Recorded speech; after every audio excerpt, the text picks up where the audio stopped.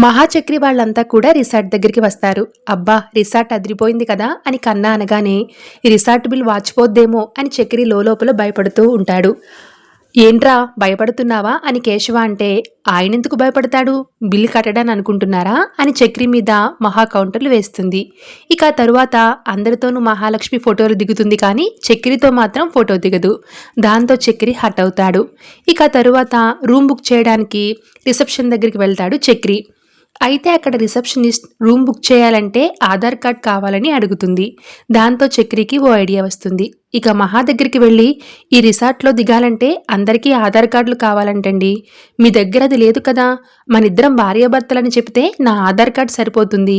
మనిద్దరం భార్యాభర్తలం అని చూపించాలంటే కనీసం ఒక ఫోటో ఉండాలి కదా అని చెప్పేసి మహాని ఫోటో దిగేందుకు ఒప్పించేస్తాడు చక్రి. అలా చివరకు మహాతో కలిసి చక్రి ఓ ఫోటో సంపాదించేస్తాడు.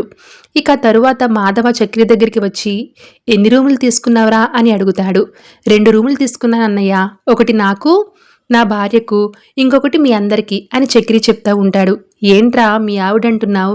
అది నిజమైన పెళ్లి కాదు, ఈ విషయం మహాకి తెలిస్తే బాధపడుతుంది అని మాధవ అంటాడు. తాళి కడితే భార్య అవుతుంది కదా అన్నయ్య, నువ్వు మాత్రం నిజంగానే తనకు మావయ్యలా ఫీల్ అవుతున్నావు అని మాధవ మీద చక్రి కౌంటర్లు వేస్తూ ఉంటాడు. Thanks for watching.